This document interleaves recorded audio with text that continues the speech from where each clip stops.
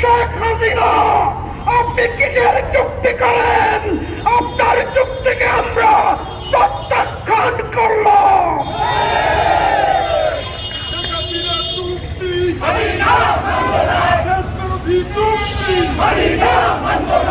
ভাইরা আমার, বোনেরা আমার, ওরা নাকি কোটা দিয়েছে।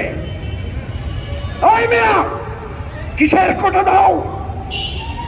আমার মুক্তিযোদ্ধারা কোটার জন্য যুদ্ধ করেন নাই। মুক্তিযোদ্ধারা জীবন মৃত্যু ফয়সালা করে মায়ের কাছে বিদায় নিয়ে, স্ত্রীর কাছ থেকে বিদায় নিয়ে, সন্তানের কাছ থেকে বিদায় নিয়ে একটা রাষ্ট্রের স্বপ্ন দেখেছিল, যেই রাষ্ট্রে কোনো বৈষম্য থাকবে না। আজকে ভুয়া মুক্তিযোদ্ধা বানাইছে ৬,০০০। মাশাআল্লাহ, এর জন্ম হয়েছে আবার ৭১ সালের পরে। এমন মুক্তিযোদ্ধা ৬,০০০ মুক্তিযোদ্ধার জন্ম হয়েছে কত সালের পরে? ৭১ সালের পরে। এই চোরেরা আবার মাসে ২০,০০০ টাকা করে ভাতাও নিয়ে গেছে। ভাই, ৬,০০০ লোকে যদি মাসে ২০,০০০ টাকা করে চুরি করে ভাতা নেয়, মাসে কয় টাকা হয়? বছরে কয় টাকা হয়? আমার ৪০,০০০ কোটি টাকা প্রতি বছর এই ভুয়া ৬,০০০ মুক্তিযোদ্ধারা নিয়ে গেছে। একটা টাকাও কি আদায় হয়েছে? একটা ভুয়া মুক্তিযোদ্ধা গ্রেফতার হয়েছে? হয় নাই। আমরা আজকে রাজপথে কেন আসছি? কেন আমরা আজকে এই দুঃখের কথা বলতে আসছি আপনাদেরকে? আমরা বলছি আমাদের প্রতিবাদ চলবে। যদি তুমি কোটা আবার ফিরাইয়া আনো, যদি তুমি বৈষম্য আবার ফিরাইয়া আনো, তাইলে আমরা আবার ১৯৬৯ আর ৭১ ফিরাইয়া আনবো। যদি আবার বাংলাদেশে কোটা ফিরে আসে, আবার রাষ্ট্র নিয়ে যুদ্ধ হবে, রাজপথে রক্ত দিয়ে স্বাধীনতার সংগ্রাম আবার শুরু হবে।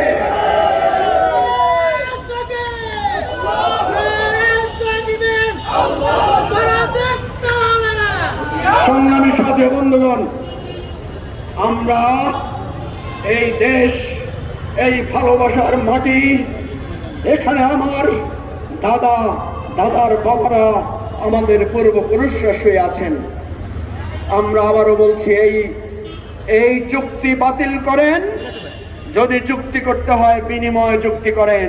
ওদের ট্রেন চললে আমাদেরও পাস ভুটান, নেপাল যাইতে হবে, আমরাও চায়না যাইতে হবে। আমার উঠান দিয়া তুমি চইলা যাইবা, হ্যাঁ? আমার বাড়ির উঠান দিয়া চইলা যায়, বুকটা ফাইটটা যায়, আমরা বসে বসে বুক ফাটাইব না, তোমাদেরও বুক ফাটাইয়া ছাড়বো। নিজের বুক ফাটাইয়া ওই বিরহের গান গাইবার দিন শেষ। সংগ্রামী সাথী ও বন্ধুগণ, এই জন্য আমরা বলছি সবাই প্রস্তুতি নেন। এই কোটা ফোটা আমরা করতে দেব না। আমরা এই অনৈতিক, এই দাসখত চুক্তি আমরা মানি না। আর ওই বেনজির, মতিউর মার্কা যত চোর আছে, চোরেরা কেমনে কেমনে পালায়া যায়। বিএনপির একটা নেতা কর্মীও ঘরে ঘুমাইতে পারে না, হ্যাঁ? আমরা ঘরে ঘুমাইতে পারি না। আমাদের ফোনে কিছুক্ষণ পর পর টুকটুক করে আওয়াজ করে, মানে আমাদের ফোন তারা ট্র্যাক করে। আর মতিউর, বেনজিরের কোনো ফোন ট্র্যাকিং হয় না, আজিজের ফোন ট্র্যাকিং হয় না। আজিজ 10টা-12টা পাসপোর্ট বানায়, বেনজির 10-12টা পাসপোর্ট বানায়।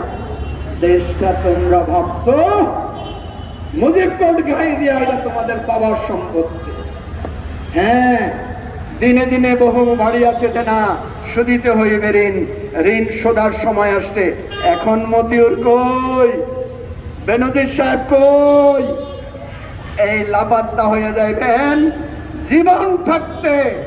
আবারও বলছি, এই দুর্নীতি, মানুষের সম্পদ লুটপাট বন্ধ করুন। আর ভোট চুরি করে যে ক্ষমতা এসেছেন, ক্ষমতা ছাড়েন, আসেন। Enough is enough.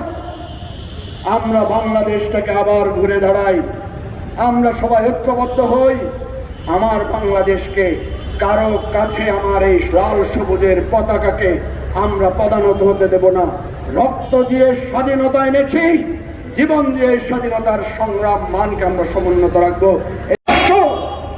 এক জায়গা থেকে এক জায়গায় জানবে, কি চুক্তি হইল, কি বিষয়ে হইল, এর বিনিময়ে কি কিছু কি দেশের মানুষ জানে? আমাদের গঙ্গা পানি বন্টনের একটা চুক্তি আছে, আপনারা জানেন। 2025 সালে এটা নবায়ন হবে। তিস্তা চুক্তি বহুদিন ধরে আমরা চেষ্টা করছি, তারা সম্মত হয় না। তারা কি বলে জানেন? বলে যে ভারতের সরকার তো চায়, কিন্তু ওই পশ্চিমবঙ্গের মমতা ব্যানার্জি তো চায় না, এই জন্য তারা নাকি আমাদের সাথে চুক্তি করতে পারে না। কি বলেন, বলে না? তো ভারতের পানি, আমাদের নদীর পানি আমরা পাবো, এইটা পাওয়ার জন্য যদি মমতারে জিজ্ঞাসা করতে হয়, তাইলে আমার দিনাজপুরের উপর দিয়ে ট্রেন চলবো, আমার রংপুরের উপর দিয়ে ট্রেন চলবো, রংপুরের মানুষের জিজ্ঞাইতে হইব না ভাই? জিজ্ঞাইতে হইব কিনা? ভারত সরকারকে যদি ওই তৃণমূলের সাথে আলাপ ছাড়া বাংলাদেশের সাথে যদি চুক্তি করা না যায়, তাহলে বাংলাদেশের আমরা যারা রাজপথের রাজনৈতিক শক্তি, বাংলাদেশের খেটে খাওয়া রিক্সাওয়ালা মানুষ, আমার দেশের যারা ট্যাক্স পেয়ার নাগরিক, তাদের সাথে জিজ্ঞেস করা ছাড়া